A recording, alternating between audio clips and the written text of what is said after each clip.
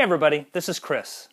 Today I'm going to share education on the 4 tools any beginning woodworker should have. A workbench, a vise, an axe, and a saw. First, let's talk safety. The most important tools you have are your eyes and your hands. So you should always wear safety glasses and safety gloves. The first tool a beginner woodworker needs is a place to work. It's a workbench. The workbench is the center of the shop. It's where you mount your vises to, you store things underneath it, you store things around it. Everything happens around the workbench. Now, 2 important points. First, the workbench should be about palm height or slightly lower. This will be right in your power stroke. If you mount it too high, you're going to crank on your shoulders. If you mount it too low, it's going to hurt your back. So right about palm height or slightly lower. Secondly, it needs to be stationary. It should be mounted to the floor or the wall. You don't want it moving around when you're working on it. Now, there's many types of workbenches. You can make one from a log.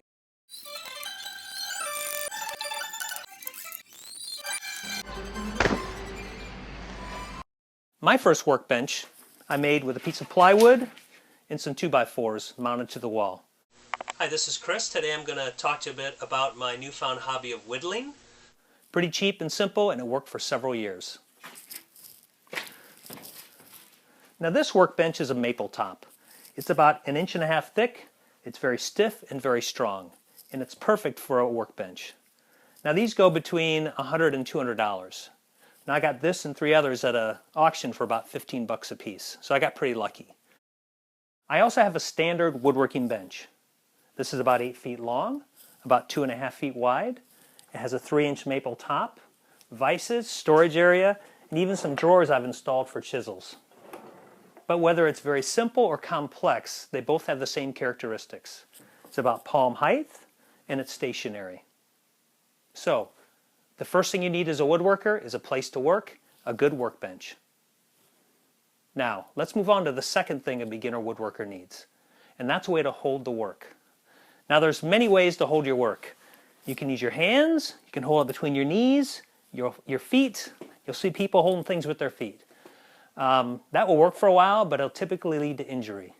So what I like to use is a vise. Now, there's many types of vises. There's end vises. Here's a standard benchtop vise.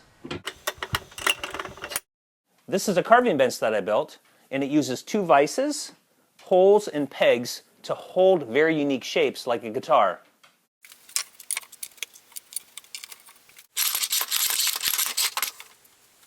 You could also use a shaving horse.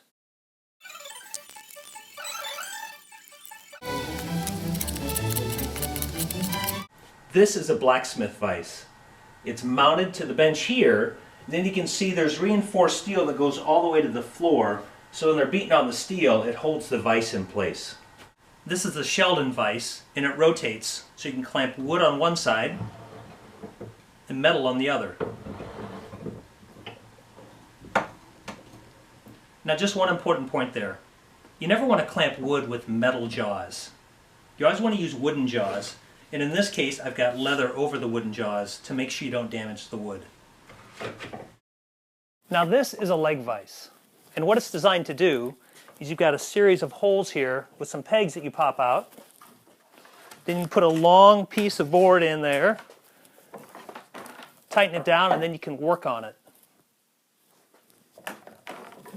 Now, lastly, this is a tail vise. Now, this is pretty complex, but it's designed to go in and out of the bench. And you can pop up a peg on the vise itself. Then you pop up another peg down here in this series of holes on top of the bench. And this is how you can put long pieces onto your bench and clamp them.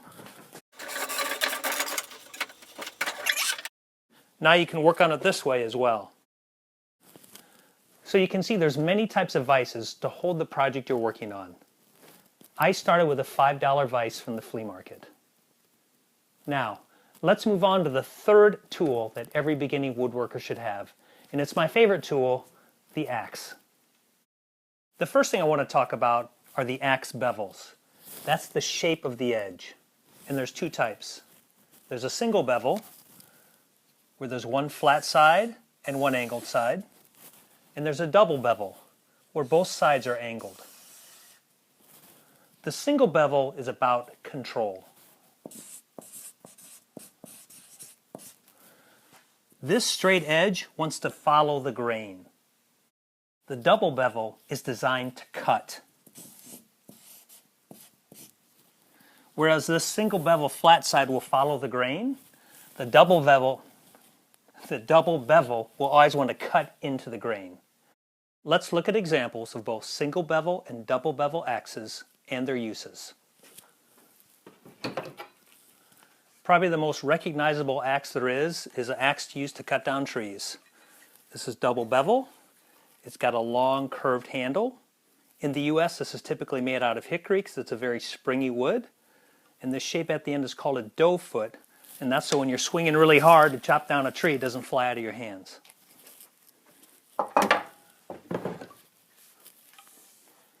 We have a fireman's axe. It's also double bevel, but these axes are not intended to be very sharp because they're trying to chop down doors, not chop them into pieces.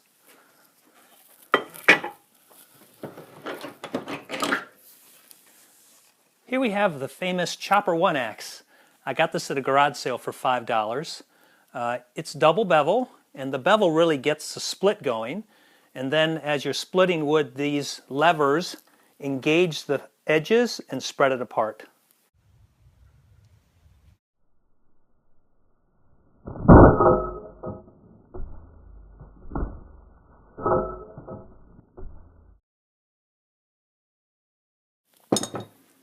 Now, my favorite axe to use is a single bevel hatchet. So you can see it's flat on one side and a pretty pronounced bevel on the other. Now the handle is fat at the bottom and skinny at the top. So when you're doing really big strokes to do big chops, you hold it at the bottom. But when you want a lot more control, you hold it at the top and it just pivots. It's very efficient.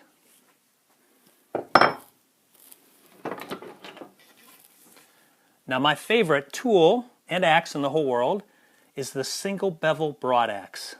I told my wife I want to be buried with it. Now this is used to turn round trees into square timbers to make log cabins. That's why it's so wide and so tall.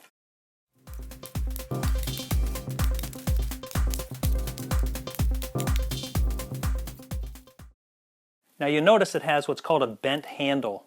This is done by steaming the wood and bending it so it stays in place after it cools down.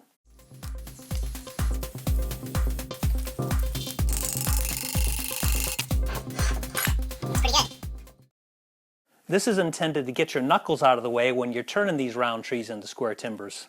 They don't get smashed. Now I got this at an Amish auction in Pennsylvania for $40. Incredible find. It's a J. Beatty and it's made in Chester, Pennsylvania. Now one other thing you'll notice, you can see the different color steels here. And so basically they'll use a cheaper steel for the body of the axe, and then they'll put a much higher grade steel in the end, and this is what holds the edge for chopping. So those are examples of both single bevel and double bevel. Now let's talk about sharpening and care. There's two key points when sharpening an axe. Number one, it needs to be a working edge. What that means is don't make it so thin that the first time you chop into wood, it loses its sharpness. It might actually be sharper with a thinner edge, but it won't last very long. Two, make sure you maintain the integrity of the single bevel. You'll find axes at flea markets where it looks like a single bevel, but then they've sharpened the other side, so you've lost all the benefit. So when I sharpen a single bevel axe, I'll take a stone, flatten down that back side. I won't take my file and do that. Then I'll take the file, I'll sharpen down the bevel, I'll finish with a stone, and then to keep it from rusting, I'll take some paste wax and coat the metal. And I actually use paste wax for all my tools. The last point I want to make on axes has to do with refinishing them. Now it's pretty straightforward.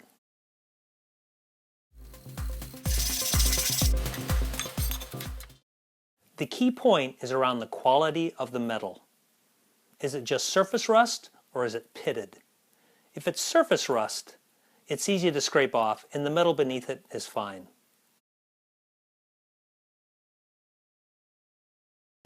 If it's pitting, where the metal's actually been eaten away, that's much more difficult to refinish because you have to basically resurface all the way down until the pitting is completely removed. So you have to decide if you want to spend that much effort on it. I generally don't buy pieces that are pitted really bad, but in this case it's such a unique piece, I'm going to give it a shot.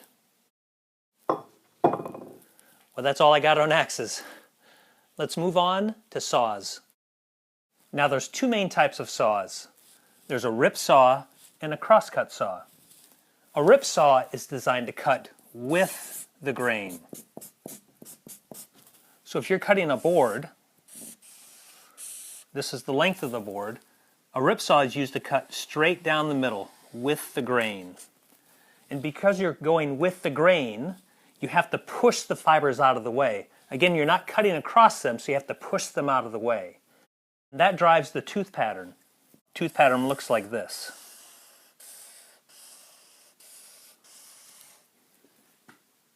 And the saw moves like this to push the fibers out of the way. And this pattern is basically squared off in the front.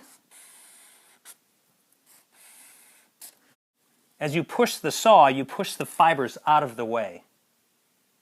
Now the crosscut saw, this is intended to cut across the fibers. And so in this case, if this is your board, you're cutting across it, perpendicular. And so those teeth look like this. And these are sharpened to cut the fibers across. Now let's look at a couple of examples. Here are two rip saws. Now let's look at the teeth up close. If you're making very large cuts, you'd use a saw that has a very low TPI, or teeth per inch. This one is 4.5 teeth per inch. Where this saw, which is used for more precision cuts, is 10 teeth per inch. But in both cases, the teeth are cut almost perpendicular to the direction of travel, and they're flattened on the front. So as you push this saw, you push the fibers out of the way. Now here's some examples of crosscut saws and the different applications. So for a precision cut, you can see the very fine teeth. And then for cutting up trees, they get a little bit more complex and much larger. Now my favorite saw to use, and one I recommend you start with, is a saw that combines the characteristics of a crosscut saw with a rip saw. And here you can see a couple examples of these patterns. There goes my toe. Okay, let's look at these teeth up close. 1, 2, 3, these three teeth. So these two are standard crosscut teeth, and they will cut the fibers, and this is a rip tooth. And this is squared off in the end, so these two cut the fibers, and then this tooth pushes the fibers out. That way the sawdust doesn't get clogged in there. And so I like to use a smaller version, which you can find at flea markets quite often. And this is what I carry in my car as well. Now there is a saw for any size job you want. From the small to the medium to the large and extra large. And for the really big ones, you need a two-man saw.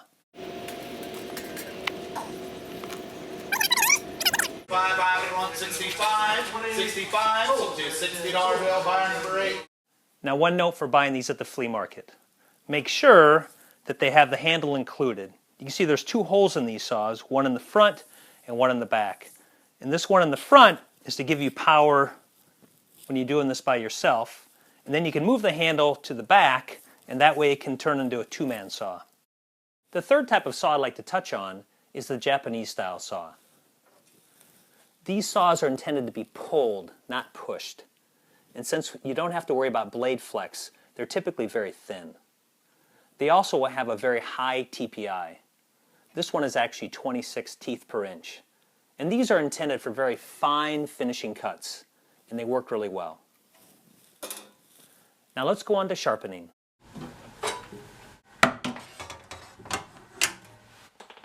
Oh, here's another vise for you. It's called a saw vise. And these are great because they get the saw off and above the bench so it's easy to work on. Now the first point I make about saw sharpening is, as you would expect, there's a science to everything about this saw to be as efficient as possible. The contour, the space and the angles, everything is to drive maximum efficiency. Let me give you an example. Let's look at these three teeth. These two are cutters, and they're designed to cut the fibers. This is a raker, designed to push them out so it doesn't clog.